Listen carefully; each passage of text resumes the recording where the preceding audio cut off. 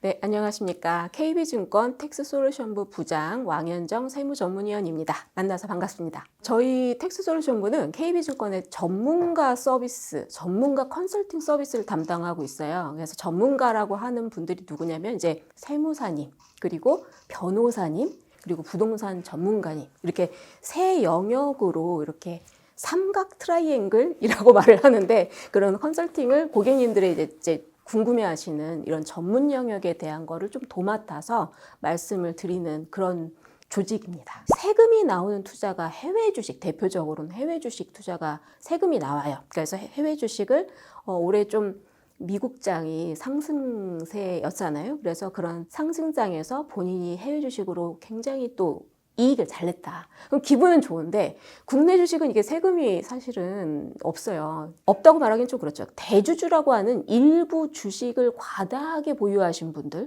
그런 분들은 당연히 양도세를 낼 수 있습니다.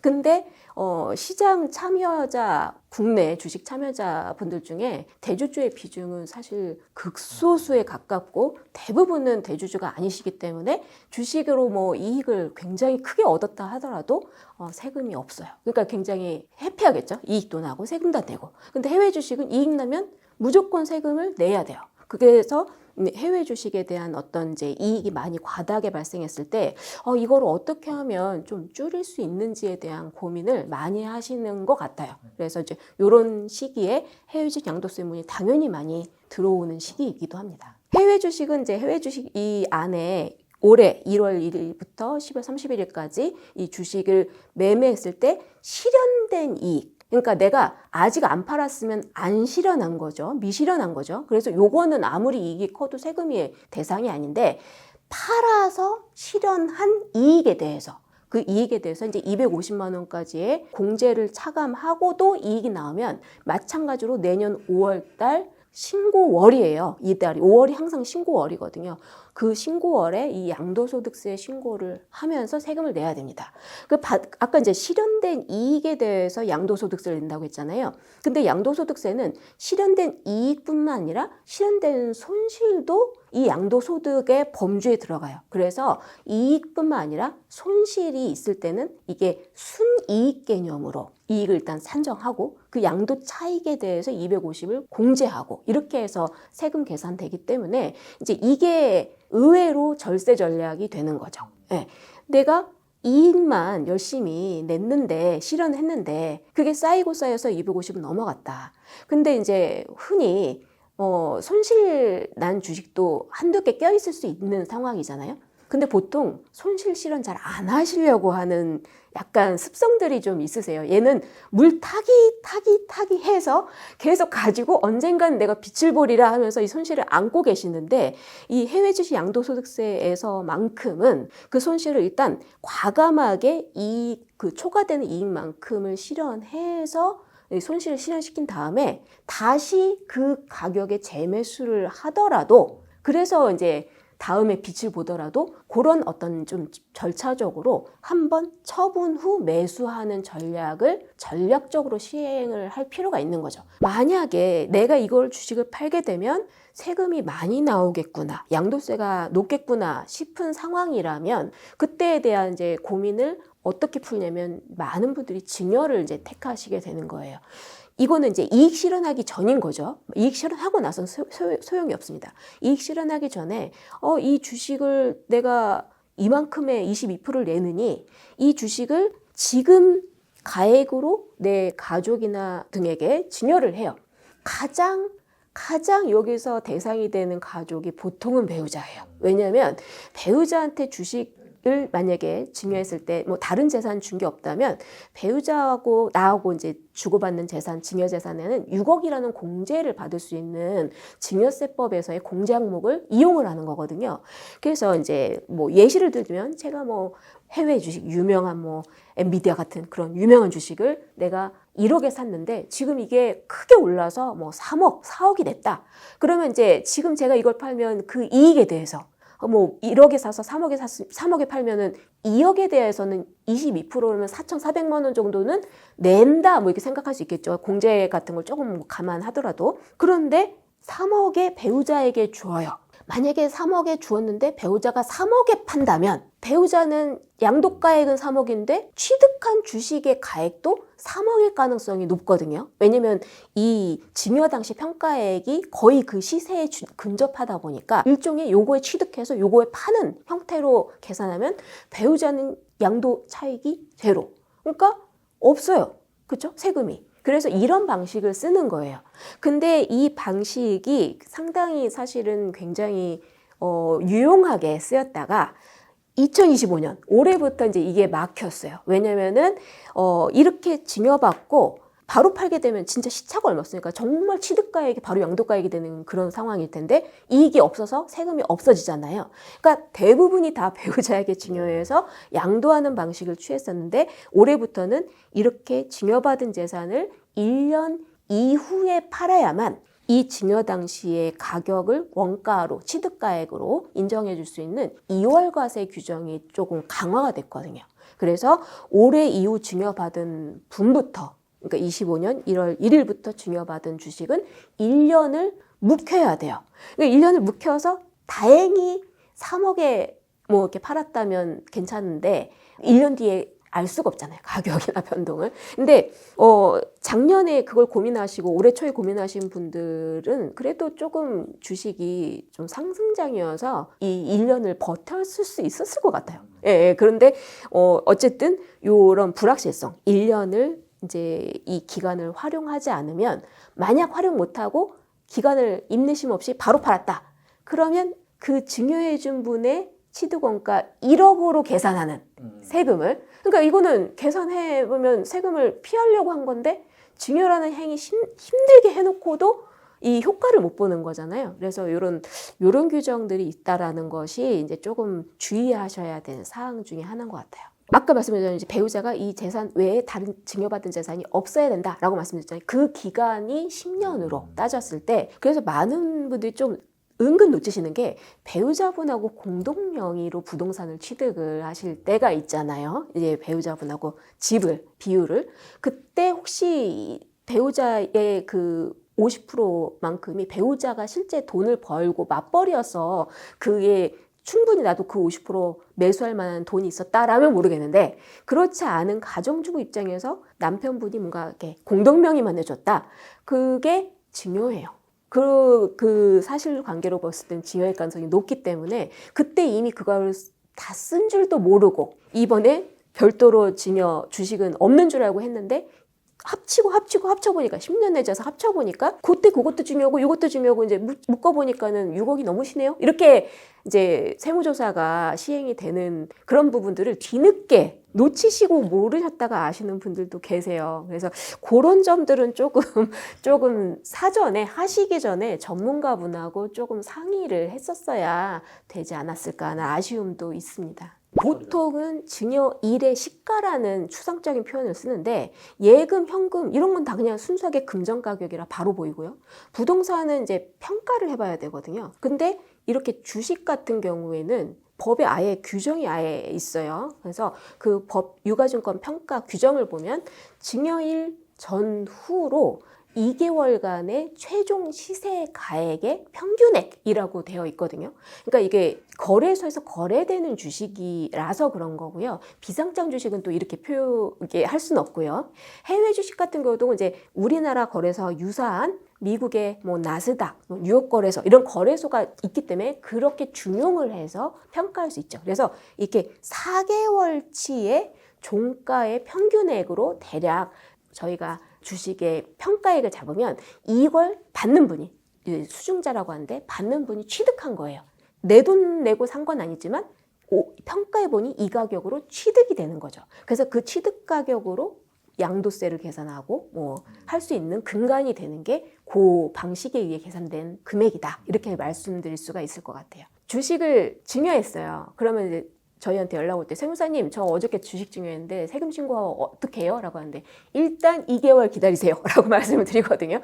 그러면 신고 놓치면 어떻게 해요? 라고 하는데 신고 기한은 3개월 되는 달 말일까지예요. 그러니까는 2개월 기다리고 나면 약 1개월에서 조금 길게는 거의 2개월 가까이 시간이 있어요. 그래서 그 시간 안에 평가 다 해서 신고할 수 있는 기간은 충분히 나오거든요. 그래서 일단 내가 주식을 증여했다, 증여받았다.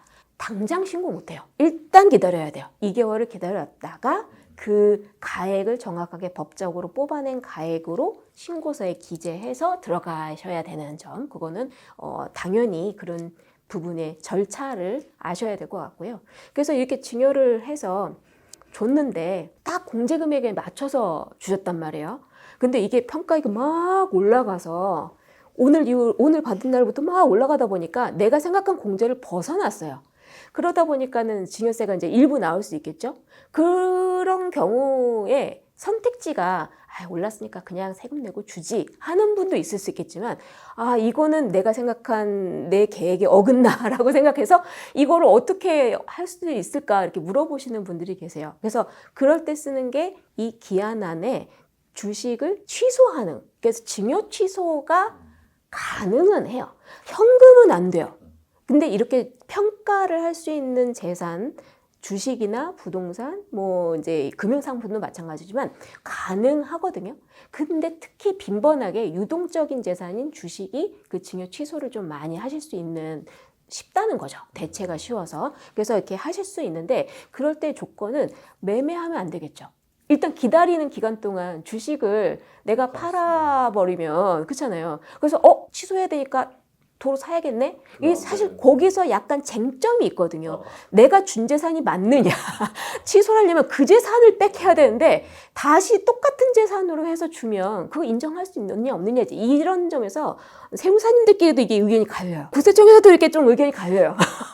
그래서 이게 왜냐면 이게 양도소득세하고도 연결이 되다 보니까 이제 이런 구조가 생겨요.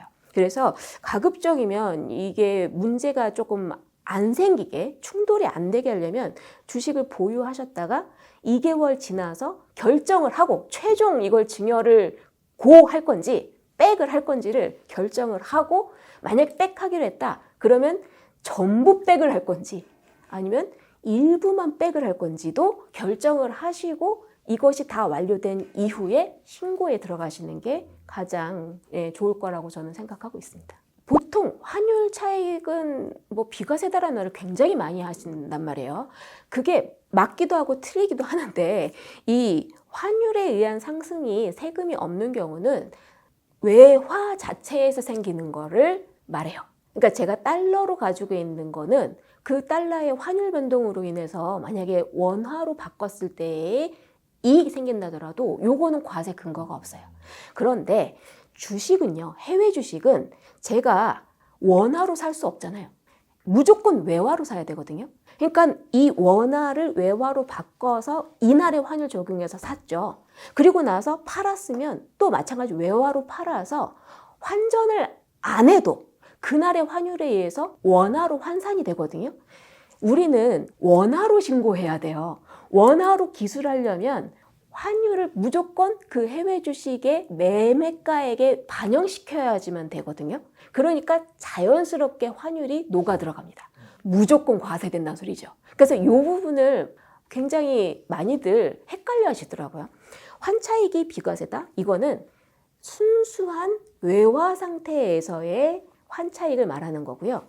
해외 주식의 기간에 대한 이익에는 환율을 변동시켜서 원화로 뽑아내기 때문에 무조건 환율이 반영돼서 환차액은 당연히 과세된다라고 보시면 돼요. ETF는 이제 펀드란 말이죠. 그래서 펀드는 우리나라에서는 펀드에서 발생한 소득은 배당 소득으로 보게 되어 있어요.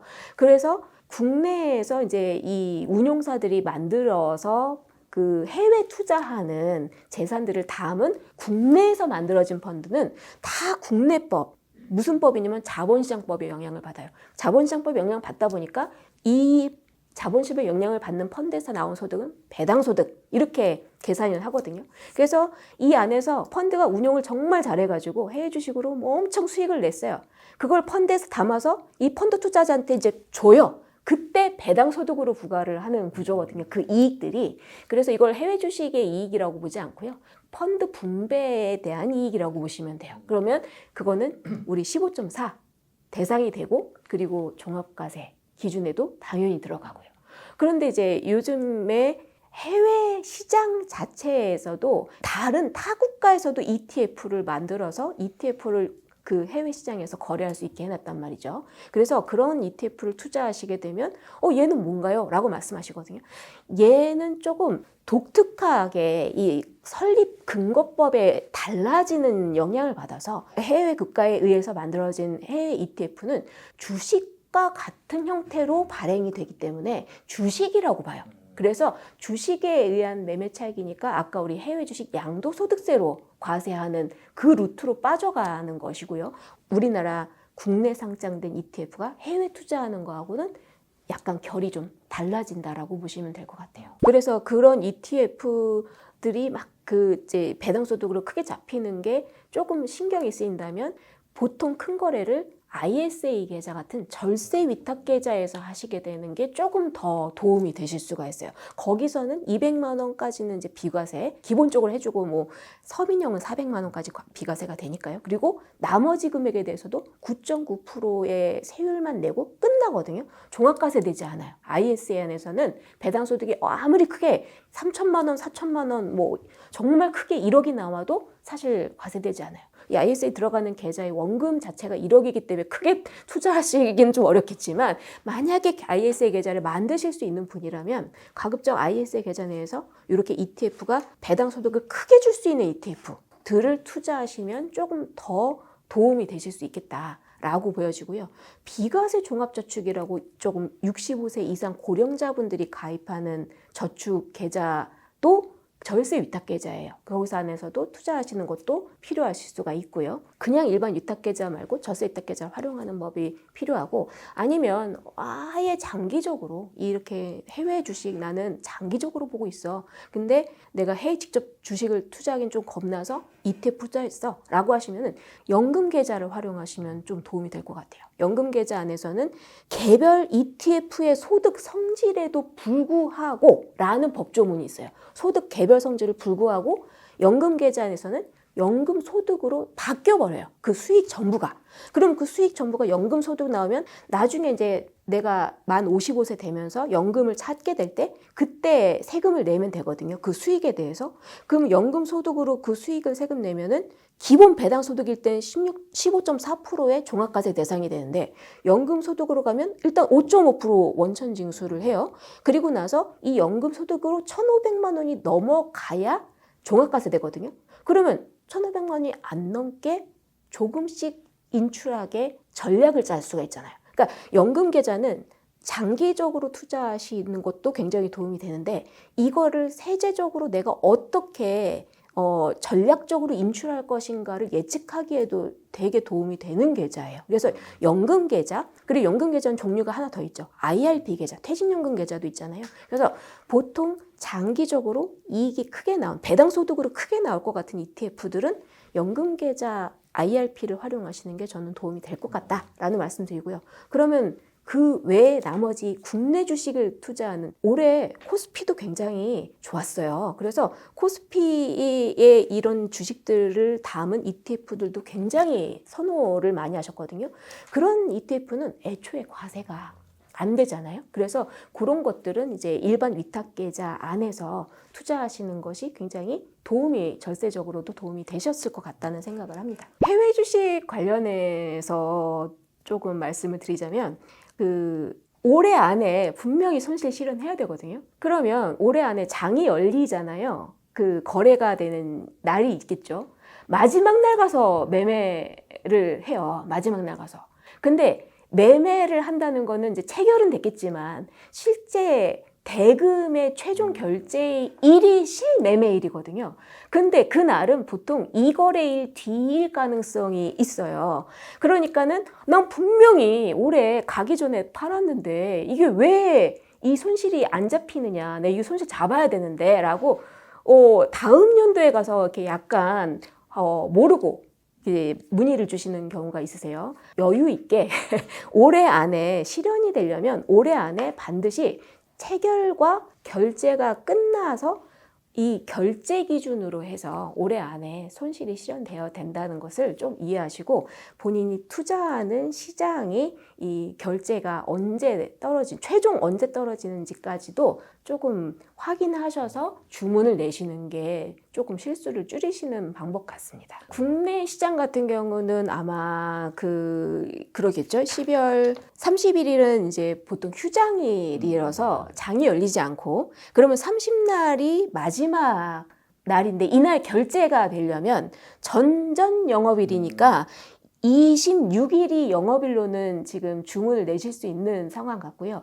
근데 이건 국내 시장의 이 사례이고, 해외 시장은 아마 시장별로 조금씩 차이가 있을 수 있어요. 그래서 거래하시는 금융기관에 그거를 좀 파악하신 뒤에 그 날을 맞추시는 게 좋을 것 같아요. 땡겨서 여유 있게 주문을 내셔라 라는 말씀을 드리고는 있죠. 그 금융소득이나 양도소득이나 다 연단이니까 연내에 모든 실현되는 이익을 사전에 좀 일찍 아셨으면 좋겠어요. 꼭 12월 지나고 1월쯤에 가서 자기도 모르는 소득이 왜 잡혔는지를 의문을 가지시는 경우가 있는데, 금융기관마다 이 소득을 이렇게 연소득을, 과세소득을 집계해서 보여줘요. 그래서 그런 것들을 조금 사전에 이게 미리미리 확인하시면 좀 예방이 되실 수도 있을 것 같거든요. 그래서 그런 부분도 있고, 그리고 이제 아까 이제 증여 등을 활용하는 케이스도 이렇게 사소하게, 그러니까 뭐 이런 그 1년 지나서 뭐 이런 기간에 대한 것도 들으셨을 거예요. 들으셨는데도 뭔가 이렇게 하루나 뭐 이렇게 며칠 차이로도 본인이 실수에 의해서, 그러면 이제 그거를 안 한 걸로 해달라, 거래를 안 한 걸로 해달라, 이렇게 금융기관에 뭔가 이렇게 조금 많이 억울하시기도 하고 조금 뭔가 급하니까 문의 주시는 경우인데, 한번 체결된 거래는 절대 물릴 수가 없어요. 그래서 그런 부분에 대해서 이거를 뭐 실수였다, 뭐 이런 말씀으로 하시면 좀 곤란할 것 같고, 그 다음에 이제 그 금융상품 구조에서 펀드, 채권, 뭐 ELS 이런 이제 금융상품들도 있잖아요. 근데 이런 상품들의 증여를 하게 되면, 아까 이제 주식은 그랬어요. 제가 1억에 사서 만약에 3억에 증여하면은 이 2억에 대한 부분의 양도소득이 절감된다고 했어요. 그러니까 소멸돼 버리거든요, 증여로 인해서. 그러면 예를 들어서 펀드를 1억에 사서 3억일 때 제가 증여를 해요. 이 부분에 대한 이 잡혀있는 기간의 이익은 펀드니까 분명 배당소득으로 과세가 돼야 맞거든요. 이게 증여로 인해서 양도소득처럼 절감된다고 생각하는 분들이 꽤 많아요. 실제로는 증여되는 순간, 이 증여되는 날까지 이 펀드의 기간 이익은 주는 분에게 나와요. 그러니까 나는 종합과세 회피하려고 요거를 준다고 생각을 했는데, 나 이거 없었던 걸로 해달라. 안 돼요. 한번 없어지면 원천징수가 바로 즉시 시행이 되는 구조란 말이에요. 전산 구조상. 그거를 원복할 수 있는 방법은 거의 없다고 보시면 돼요. 그래서 이런 걸 모르고 증여만 하면 나한테서 모든 쌓인 이익이 다 없어지는구나 생각하는데, 양도소득은 절감될 수 있을지 몰라도 이자 배당소득은 절감되는 구조는 아니에요. 이거는 기간의 이익을 소득화해서 부과하고, 받는 분은 받는 시점부터 자기의 이자소득, 배당소득이 다시 시작되는 구조이기 때문에 금융소득과 양도소득의 특성을 조금 이해하시고, 이런 부분에서 조금 내가 금융소득 종합과세를 면하고자 금융소득 종합과세 대상이 되는 상품을 넘기는 뭔가 행위를 하실 때는 좀 주의를 하셔야 됩니다. 그게 법상으로 이제 기간의 그 보유 기간에 대한 과세 규정이 있어요. 그게 채권도 그렇고 펀드도 그렇고요. 그래서 내가 가지고 있는 기간 동안 그래요. 근데 ELS는 아니에요. ELS는 기간의 이익으로 그 배당소득 나오는 게 아니라, 얘는 독특하게 파생상품에 대한 성격의 그 조건부 배당소득이 나오거든요. 그러니까 그 마지막 날 이 파생상품을 ELS 출시했을 때의 기본 조건을 충족했니 안 했니, 그걸로 이 배당소득을 줄 거니 말 거니가 나오기 때문에, 요거는 내가 ELS를 내가 중간에 넘겨줬다 하더라도 기간 아직 도래 안 해서 조건을 따질 수가 없잖아요. 그래서 이 조건 따지지 않는 가격으로 일단 넘어간 것이고, 받은 분이 그거를 전부 다 수취하시거나 아니면 손실을 보시거나 할 수 있는 그런 약간 성격이 파생 상품에 유사하기 때문에 그런 부분이 있다라는 거를 조금 이해하실 필요가 있어요.